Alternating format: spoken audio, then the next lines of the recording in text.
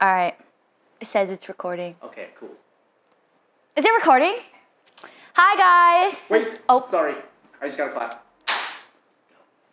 Hi, guys. This is Brittnie Aguilar. I am going to be doing like a Q&A type of video today. One of my students, Rich, shout out to you for sending me some questions. And if you guys have other questions, let me know. You can DM me, you can email me, you can put it in the comments, whatever it is. I'm here for you guys. So let's get into it. Rich said, dance history, how long have you been at it? What made you want to get into it?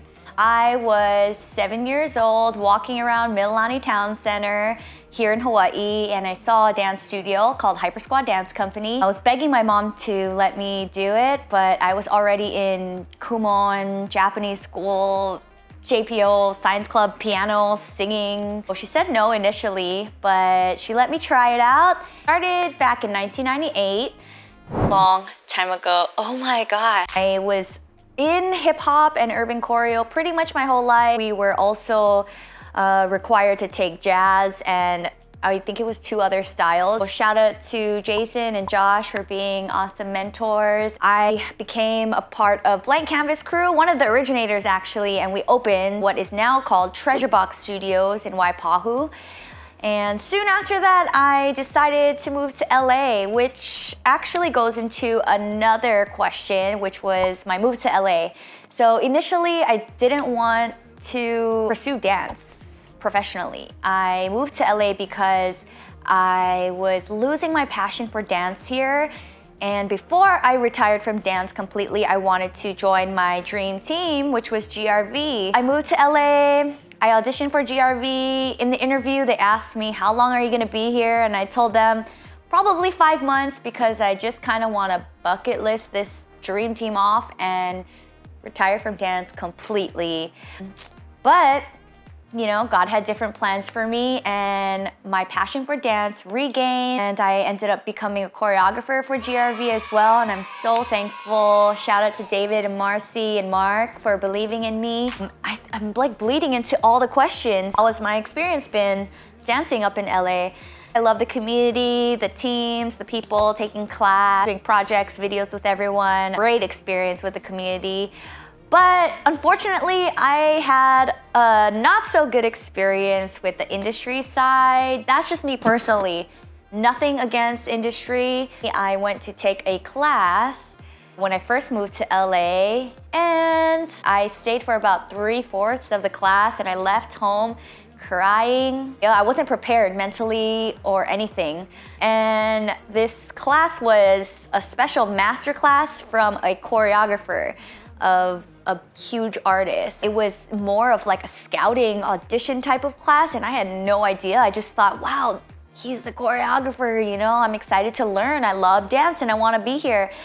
But it was too much for me, and I don't want to do industry personally. Anyway, that was my experience. But for everyone else who wants to try industry, try it out for yourself. You never know. That was like questions like 1, 2, and 2. 1 and 2. Okay, question 3. How do you stay true to yourself when it comes to your own movement? What kept you staying you? That's a really good question. As artists, we're not always gonna be perfect, producing, you know, 1000% type of projects. When you hit those valleys of feeling not good enough or not relevant or stuck, choreo block, those are the moments that build you to be stronger, and those are the moments that you truly tap into something deeper. You just have a moment with yourself, truly, and that's really what keeps you staying true to yourself instead of trying to please everybody. Take time away from social media, away from everything and everyone, even if it's just a day, to reflect, to be thankful, to be grateful, to just really soak in on why you're doing what you're doing and what motivates you and what your true intentions are. Question 4, teaching. I remembered a while back from one of your Q&As that you said it took you 10 years before you started teaching dance. What greenlight started for my teaching? I tell everybody, take your time. Everybody's journey is different. Learn your foundations first. Get mentorship under a teacher. Becoming a dancer is one thing. Becoming a choreographer is another thing, but becoming a teacher and instructor is a whole nother level as well.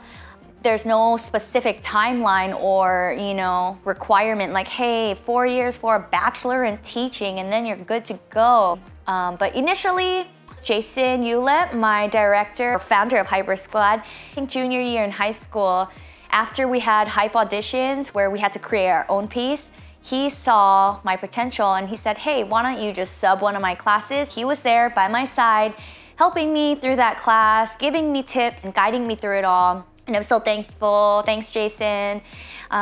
He's doing big things, by the way, for Vans, so shout out to him. Question 5, did you always plan to return to school? If not, what event or thing made you reconsider? This ties into question 6 as well. How has it been readjusting to home again now that you don't have the same amount of dance resources and opportunities as you previously had in LA? So, if you didn't know, I'm living back home here in Hawaii for family reasons, and I decided that while I'm home, I might as well go back to school to finish up. I only have 2 more semesters to get my bachelor's, and then I'm done. Thank God. As far as dance, there isn't as many classes and instructors as LA, but thankfully a lot of people have been visiting our island. They've been teaching master classes and workshops. One thing I do appreciate about Hawaii dance scene is that we incorporate foundations and freestyles. So I really appreciate the freestyle scene out here, and that's something that I'm gonna try to work towards, keep me accountable. Do you plan to return to LA again to pursue commercial or industry dance?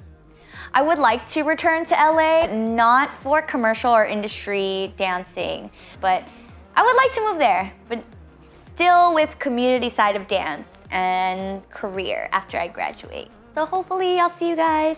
Last question, would or are you trying to start something to where Hawaii, wow, that sounded so mainland. Hawaii dancers would have an alternative option to dance professionally in Hawaii instead of having to move to LA or New York City. I would say no, because I think it's a valuable experience when people get to move out of Hawaii and go to places like LA and New York. I love Hawaii so much, and there is so much talent here, but I do think that you gain a lot of experience from removing yourself from this small island, from this small rock, and putting yourself into the greater, mainland. I think it's good for them to get out there. And if you are thinking about moving, for you Hawaii kids, it's definitely possible. I encourage everybody to go out there and move away at least once in your lives. You learn so much about yourself, new people, new culture, new area, and everything. And Amazon Prime is actually 2 days in the mainland, where our Amazon Prime is a week. But yeah, that was all the questions from Richard Rich. Shout out to you. And thank you for these questions. If you guys have any other questions, comments, or whatever, just let me know. Chee-hoo! Gotta chee-hoo for the one time, eh? Hit that bell notification. Is that the subscribe bell or the no? Hit the subscribe button, comment below some questions, follow me on Instagram. Shout out to John Ruiz for helping me film this. You follow him on Instagram at jruizshoots or at ruizjohn, right? If you want to get personal with me, yeah. If you want to get personal with him, he's single, lady. Note to self, note to everybody. Know your self-worth, be great, be you, and don't let anyone steal your joy. Chee-hoo. Okay, bye. Nice.